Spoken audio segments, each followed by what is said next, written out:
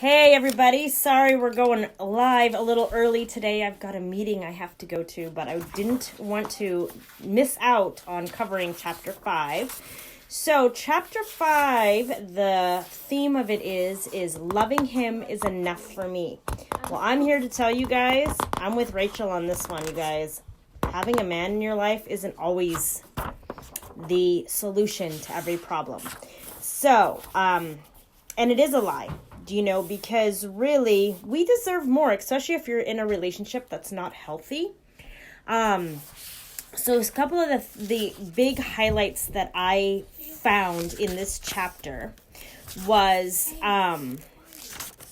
people will treat you with as much or as little respect as you allow them to, and our dysfunctional relationship started the first time he treated me badly, and I accepted it.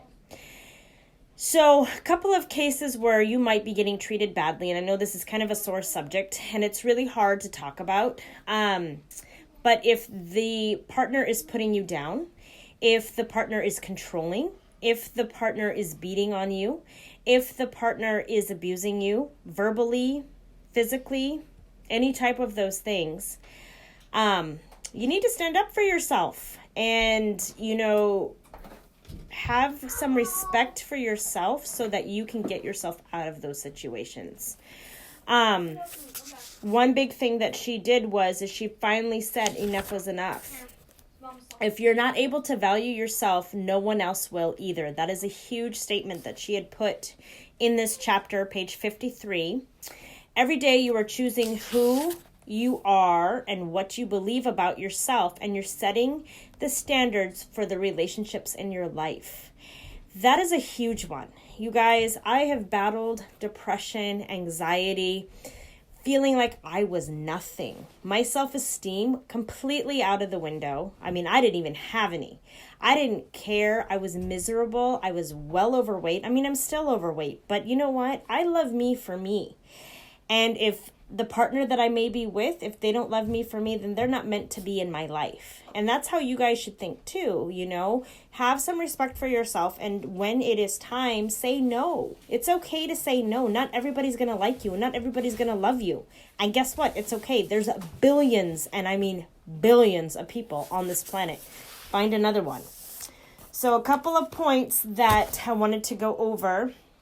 Love yourself enough. This is your sole responsibility as a woman.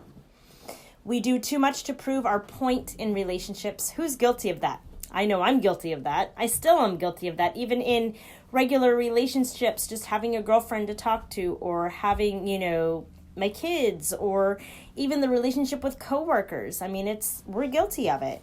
We hold on to the tiniest thread and take whatever is thrown at us because we want the health of that relationship to remain intact, despite of everything that might be going wrong. How many of you guys have done that? I know I've done that.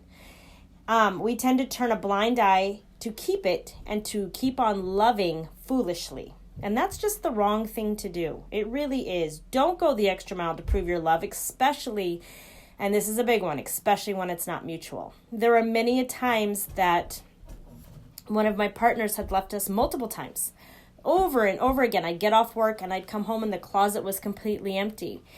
Didn't know where they went to. Took off for days and days and days. And then I'd get a random phone call, and I was the sucker. I took him back every single time. Why? Because I wanted so much for it to work.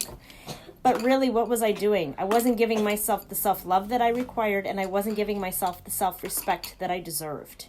So if you guys are battling with these issues in your guys' relationships, it might be time to stop and really assess it and learn how to love yourself. No one will love yourself as much as you will love yourself.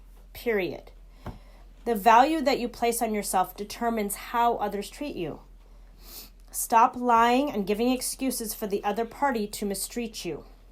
Take responsibility for your life and do what needs to be done today and not later. And Kelly, she is sitting across the table from me right now, and she has a question. Didn't you say you're like, no one will love you unless you love yourself, like more, like no one will love you more? Well, if you don't love yourself, doesn't your mom love you more than you love yourself at that moment? Well, it depends, I guess, on the relationship that you have with your mother. Because if you don't have a good relationship with your mother, then But they if can't you love do- you more. Well, that makes sense. It makes sense, but in order for you to grow and to excel, for you to have relationships with other people, you have to love yourself more. Because you have to respect yourself enough to know that you don't need somebody else to depend on to make you happy. Does that make sense? Yes, but These are the conversations. See, you guys are getting our real life conversations that we have in our household. if a girl Mm-hmm. has a really, really good relationship with her mom, Okay. can her mom lift her up because she loves her more than the girl loves herself at that moment? Sure. That's We what can I'm be a saying. support role model for you. There you go. Definitely. So, and that goes back to what we were talking about in chapter 4, I believe it was, where we were discussing that I'm better than you, but I'm really not. So there were parts in there that ties into it. So you guys can kind of see how this all kind of ties in together. It's pretty amazing. So tomorrow is Wednesday, and we're going to cover the next lie, which is no is the final answer. Now, no may be the final answer for certain things. You know, like when you're disciplining your kids and stuff. Sure, I get the no thing. But we're going to talk about what that really means and what lie that is. So thanks, guys, for tuning in. We'll see you guys tomorrow.